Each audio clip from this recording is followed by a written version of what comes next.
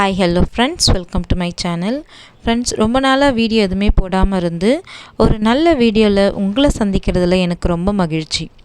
இன்றைக்கி வீடியோவில் என்ன பார்க்க போகிறோன்னு பார்த்தீங்கன்னா, பேரங்கியூரில் அமைந்திருக்கக்கூடிய திருமூலநாதர் கோவிலை பற்றி தான் பார்க்க போகிறோம். இந்த கோவில் பார்த்திங்கன்னா 2000 வருஷம் பழமையான ஒரு கோவில்.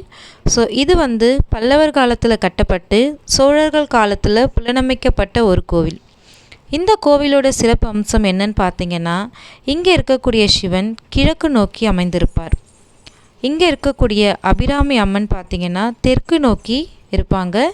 ஸோ அது மட்டும் இல்லாமல் இந்த கோவிலில் நிறைய தத்ரூபமான சிற்பங்கள் நிறைய இருக்குது. சாமுண்டி, இந்திராணி, இந்த மாதிரி சப்த மாதர்களுடைய சிற்பங்கள் பார்த்திங்கன்னா அவ்வளோ அழகாக இருக்கும்.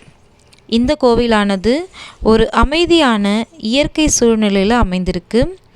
இந்த கோவிலில் நம்பப்படுற இன்னொரு விஷயம் என்னன்னு கேட்டிங்கன்னா, இங்கே இருக்கக்கூடிய சிவனை தரிசித்து நம்ம அவர்கிட்ட வேண்டணும் அப்படின்னா புற்றுநோய் முழுமையாக குணமடையும் அப்படின்னு சொல்லிட்டு நம்பப்படுது. இந்த கோவிலுக்கு எதிர ஒரு குளம் இருக்குது. அந்த குளத்தில் குளிச்சுட்டு இங்கே இருக்கக்கூடிய சிவனை வழிபட்டால் முழுமையாக புற்றுநோய் நீங்கும் அப்படின்னு சொல்லிட்டு மக்கள் நம்புகிறாங்க. இந்த கோவிலை சுற்றிலும் சுவர்களில் பார்த்திங்கன்னா நிறைய கல்வெட்டுகள் இருக்குது.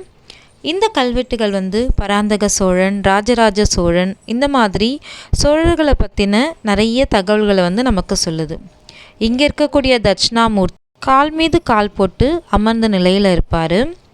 அது மட்டும் இல்லாமல் இங்கே இருக்கக்கூடிய விநாயகர் இந்த கோவிலோடைய இன்னொரு சிறப்பு. அப்படி என்ன ஸ்பெஷல்னு பார்த்தீங்கன்னா, இங்கே இருக்கக்கூடிய விநாயகர் மான்மழு ஏந்திய விநாயகர்.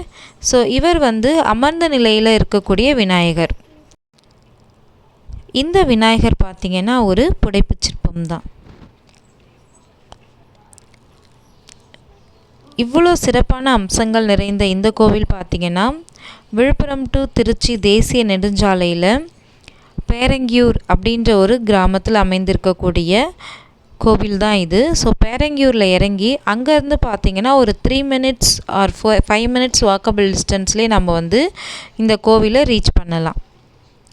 ஃப்ரெண்ட்ஸ், உங்களுக்கு கண்டிப்பாக இந்த கோவிலை எல்லாருமே கண்டிப்பாக இந்த கோவிலை விசிட் பண்ணணும். ஏன்னா இங்கே இருக்கக்கூடிய எல்லாமே மிக பழமையான ஒரு விஷயமா இருக்குது. ஸோ வாய்ப்பு கிடைச்சா தவறாமல் இந்த கோவிலை விசிட் பண்ணுங்கள். ஃப்ரெண்ட்ஸ், இந்த வீடியோ பிடிச்சிருந்தால் லைக் பண்ணுங்கள், ஷேர் பண்ணுங்கள், மறக்காமல் நம்ம சேனலை சப்ஸ்கிரைப் பண்ணுங்கள். தேங்க்ஸ் ஃபார் வாட்சிங். இந்த மாதிரி நிறைய வீடியோக்கள் இனிமேல் நம்ம சேனலில் அப்லோட் பண்ணுறேன். ஸோ உங்களுடைய சப்போர்ட்டை தொடர்ந்து சேனலுக்கு கொடுத்துட்டே இருங்க. தேங்க்ஸ் ஃபார் வாட்சிங்.